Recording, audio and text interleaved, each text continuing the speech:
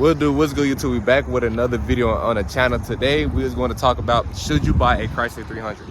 As you can see, oh my god, let me get the lighting right. As you can see, this is my 2015 Chrysler 300, and today we're going to talk about, should you buy this car, or should you buy this car in 2025? So today we're going to talk about the maintenance for this car and how reliable it is. We're also going to talk about the performance and if it's comfortable enough to drive daily if you want to. And we're going to talk about, is it worth buying in 2025? I had this car for about 3 years now, since 2023. I bought this when I was 18. You can see S on the seats. This is the interior. It's very well kept.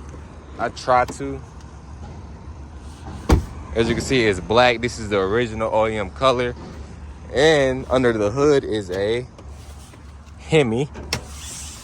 Okay, as you can see, 5.7 liter Hemi RT engine, whatever you want to call it. This is completely stock. This is completely stock. So real quick, I'm gonna go over all the mods I have installed with it. I have the 5-inch tips with the diffuser, and also this car is lowered. It's on Eibach lowering springs. Everything under here is completely stock. So I'm gonna let y'all hear it real quick so y'all can hear how it sounds.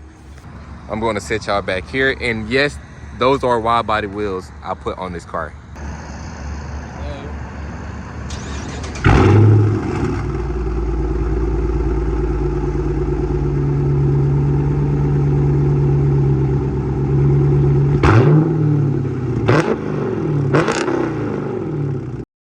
So yeah, this is what it sounds like currently at the moment.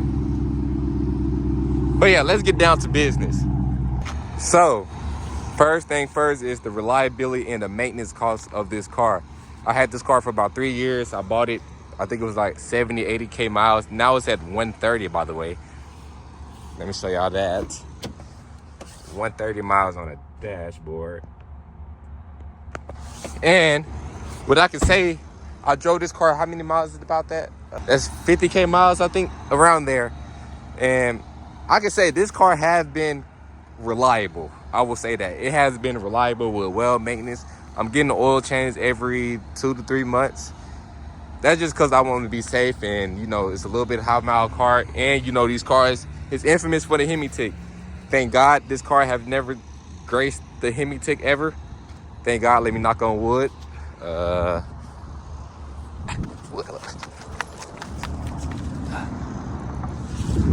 yeah, with that being said, I did have to replace some parts on the car. For instance, if you look right here, that water pump right there, that's a brand new water pump because I had a coolant leak with the other one I bought. That was about $200 to get done.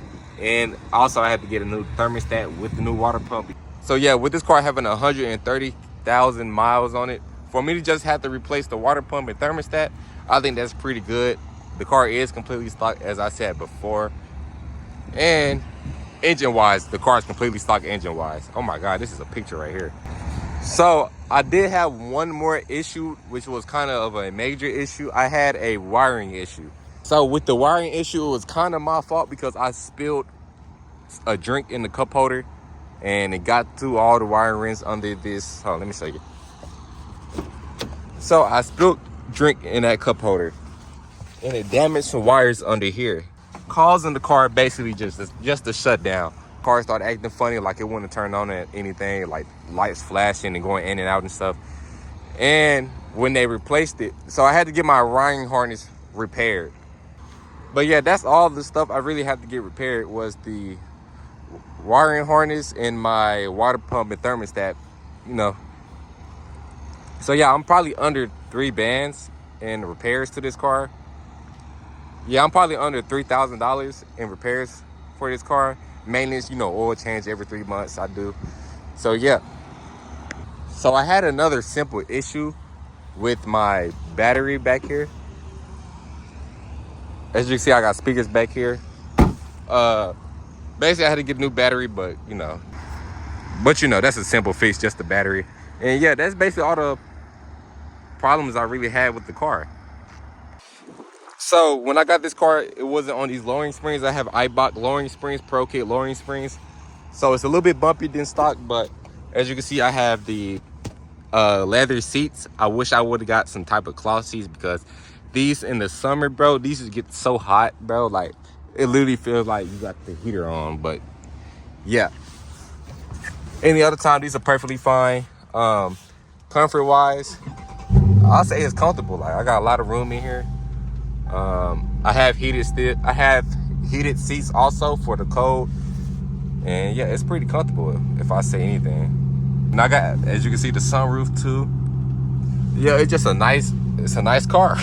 It's a nice, comfortable car, I would say. It feels like a Dodge interior because all the, you know, but you do get a little bit more luxury stuff. As you can see, this is down here is for my subwoofers. That down there is for my subwoofers, but yeah, it's pretty comfortable in here. You got the sunroof. You can let the sunshade back if I want to. I can let the sunroof all the way back if I want to, like open it all the way. But yeah, I can let everything. Yeah, it's pretty comfortable in here. Okay, so a lot of people is probably wondering gas mileage, but fuel economy, I get 20 miles to the gallon. 20 miles to the gallon. That's great. I fill up probably every 3 to 4 days. I filled up 2 days ago and it's still right there. But yeah, every 3 to 4 days I fill up. So 20 miles to the gallon. So now let's talk about performance with this car. So I personally think this car is a factory freak. If you don't know what a factory freak is, it's basically a car that comes from factory that's faster than all the other same model cars that came from that same factory. I don't know why this car feels so like weird like that, but it does. This is a 5.7 Hemi, so it got about 385 horsepower, something like that. Sometimes this car feels like a 5.7, sometimes it doesn't. Performance wise, I say it's great for like daily driving. Sometimes if you want to get on the gas, you can. This car do feel slow at times, I'll say that. Like, line this car versus a Scat Pack or something, you're not going to get blown out the water. Like, I beat a Scat, I know this sounds like crazy, but I beat a Scat Pack on some road races before. I'm pretty sure if it was a different driver in that Scat Pack, I would have got beat. But so yeah, like I said, it feels stock at times, it feels slow at times, but it's enough for me. If it wasn't, I'll probably upgrade these engine. If you didn't know, these engine is very tunable, upgradable, moddable. So, you know, I already have the intake, supercharger. You can supercharge these also. You could also Hellcat supercharge these or supercharge these in general. These 5.7s is very moddable if you didn't know that. But I just don't care for me to go very fast. But I do want to build a fast car eventually. But yeah, I'll say for the Chrysler 300 Hemi, y'all see how it sounds. And if you want to see driving footage, just go ahead and go to my other videos in the channel. And yeah, performance wise, I say it's great. Performance, I'll rate the performance on about like a 7 out of 10. It's not the fastest. It do feel slow at times, but you still can have fun with this car. So in my honest opinion, should you buy a Chrysler 300 in 2025? I would say this. If you want a Chrysler specifically, then go ahead and get it. I would say that. I think it's worth it. It's reliable. I would say yes because it's reliable. If you want a Chrysler specifically, I'll say just go ahead and get the Chrysler, man. You know, you could mod it. It's different between the regular Dodge Chargers and Challengers and Mustangs and Camaros and stuff. And you're comfortable in it. It's been reliable for me, in my opinion. Yeah. So yeah, I'll say it's worth it to buy a Chrysler 300 in 2025.